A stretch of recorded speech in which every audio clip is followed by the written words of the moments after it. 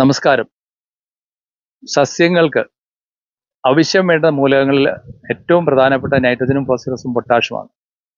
എന്നാൽ സെക്കൻഡറി മൂലകങ്ങളിൽ, അതായത് calcium, magnesium, sulphur, ഇതിൽ ഏറ്റവും പ്രധാനപ്പെട്ട കാൽസ്യം തന്നെയാണ്.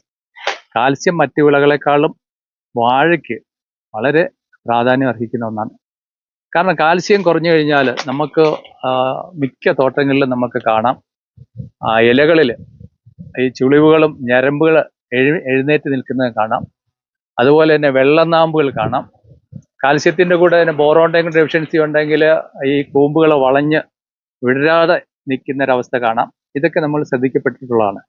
കാൽസ്യം എന്താണ് ഈ വാഴയിൽ ചെയ്യുന്നത്? നമുക്ക് നോക്കുകയാണല്ലേ, കാൽസ്യം ശരിക്ക് സെൽവാള്, കോശങ്ങൾ കട്ടി ഉണ്ടാക്കുക. അപ്പം നമ്മൾ ഒരു കോശങ്ങൾ, ഒരു മെരിസ്റ്റം, ഒരു പുതിയ കോശം ഡെവലപ്പ് ചെയ്യുമ്പോൾ അതിന് പെക്റ്റിൻ അത്യാവശ്യമാണ്. പെക്റ്റിനും കാൽസ്യവും ചേർന്ന് കാൽസ്യം പെക്റ്റേറ്റ് ഉണ്ടാകും. ഈ കാൽസ്യം പെക്റ്റേറ്റ് ആണ് നമുക്ക് ഈ വാഴയുടെ ഇലകൾ ഇങ്ങനെ ഫ്ലെക്സിബിൾ ആകുന്നതും പെട്ടെന്ന് കാറ്റടിച്ച് കീറിപ്പോകാതിരിക്കാനും ഈ ഇലകളെ ബലത്തിൽ നിർത്തുക, ഒടിഞ്ഞു പോകാതെ, അതുപോലെ ഈ സ്യൂഡോസ്റ്റം വെണ്ട് കീറാതെയൊക്കെ സൂക്ഷിക്കുന്നതിന് വളരെ അത്യാവശ്യമുള്ളൊരു സംഗതിയാണ് കാൽസ്യം.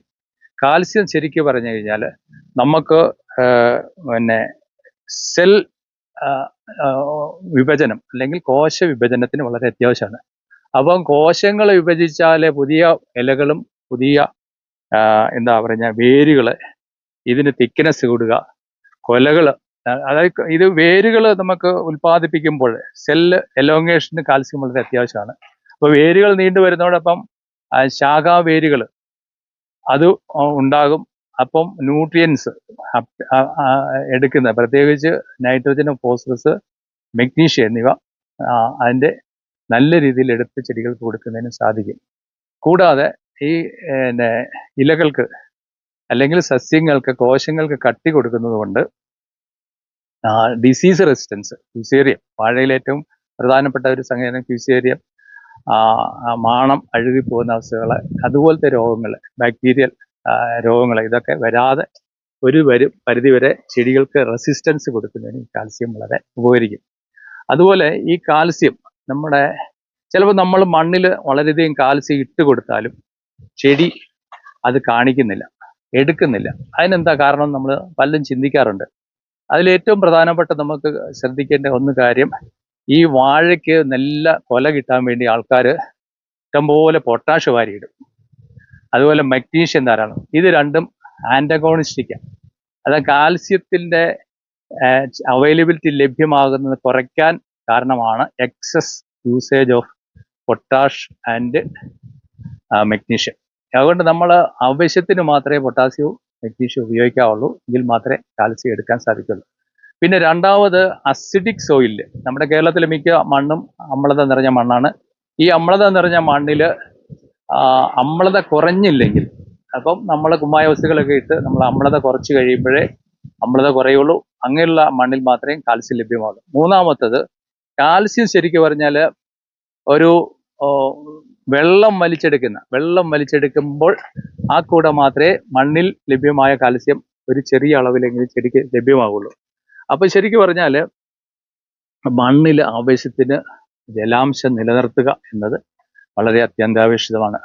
അതായത് നമുക്ക് ഹ്യൂമിഡായിട്ട് നിൽക്കുന്ന, അല്ലെങ്കിൽ നമുക്ക് ഒരു ട്രാൻസ്പിരേഷൻ, നമുക്ക് വെള്ളം ഇലയിലെ സ്റ്റൊമാറ്റോ വഴി നഷ്ടപ്പെടുന്നിട്ട് അങ്ങനെ ഒരു ട്രാൻസ്പിരേഷൻ പുള്ളെന്ന് പറയും. സയന്റിഫിക്കായിട്ട് പറയുമ്പോൾ ട്രാൻസ്പിരേഷൻ പുള്ള്. അപ്പം ഇലകളിലൂടെ ജലാംശം നഷ്ടപ്പെടുമ്പോൾ അതിനെ മേക്കപ്പ് ചെയ്യാൻ വേണ്ടി അടിയിൽ നിന്ന് വെള്ളം വലിച്ചെടുക്കും. കൂടെയാണ് കൂടുതലായിട്ട് കാൽസ്യം ചെടി വലിച്ചെടുക്കുന്നത്. അപ്പം നമുക്ക് ഏറ്റവും കാൽസ്യത്തിന് കൊടുക്കാവുന്ന ഒരു സപ്ലിമെന്റ് ആണ് കാൽസിബോൺ എന്ന് പറയുന്ന ഒരു സസ്പെൻഷൻ ഫെർട്ടിലൈസർ. കാൽസിബോണിൽ നമുക്കൊരു 28% നമുക്ക് നൈട്രജൻ ഉണ്ട്. പിന്നെ കാൽസ്യം നമുക്ക് ഒരു 15% കാൽസ്യം ഓക്സൈഡ് ആയിട്ടുണ്ട്.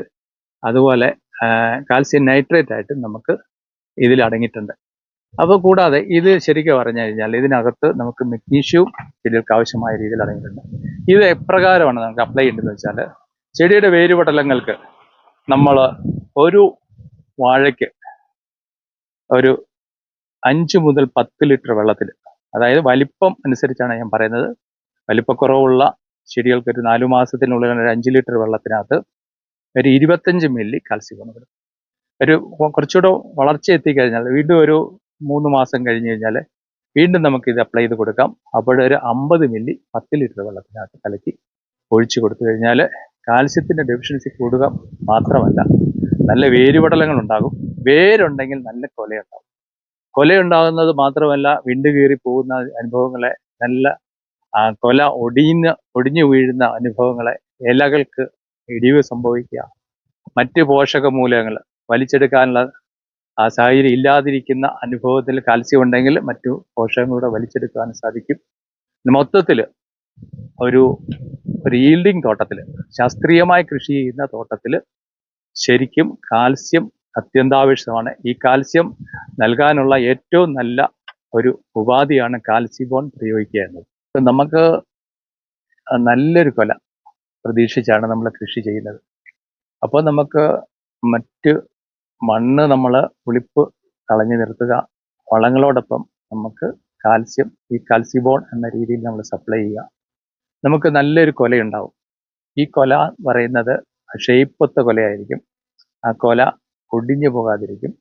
കൊലയ്ക്ക് അതിൻ്റെ മാംസള ഭാഗങ്ങൾ, അതായത് നമുക്ക് ഈ കീപ്പിംഗ് ക്വാളിറ്റി, ഇപ്പം നമുക്ക് ഏത്തക്കൊലയൊക്കെ നമ്മൾ വാങ്ങിയാൽ വീട്ടിൽ കൊണ്ടുവച്ച് കഴിഞ്ഞാൽ പിറ്റേ ദിവസം, ഒരു ദിവസത്തേക്കുള്ളിൽ ഇരിക്കുകയില്ല, പെട്ടെന്ന് പഴുത്തു പോകും. അതായത് അതിൻ്റെ ഈ കീപ്പിംഗ് ക്വാളിറ്റി വളരെ കുറവാണ്. അപ്പോൾ ഈ കാൽസ്യം നമുക്ക് ശരിയാവണ്ണം ചെടികൾക്ക് ലഭ്യമാവുകയാണെങ്കിൽ ഈ മാംസളമായ ടേസ്റ്റി ആയിട്ടുള്ള പഴങ്ങൾ ലഭിക്കുന്നതോടൊപ്പം തന്നെ അത് കുറച്ച് കേടുകൂടാതെ നമുക്ക് കുറച്ച് ദിവസം, നമുക്ക് ഒരാഴ്ചയെങ്കിലും മിനിമം നമുക്ക് കിട്ടുകയും ചെയ്യും. ഇത് നമുക്ക് വളരെ അത്യാവശ്യമായ ചിന്തിക്കേണ്ട കാര്യമാണ്. കീപ്പിംഗ് ക്വാളിറ്റി കൂടെ മെച്ചമാകുവാൻ ഈ കാൽസ്യം സഹായിക്കും.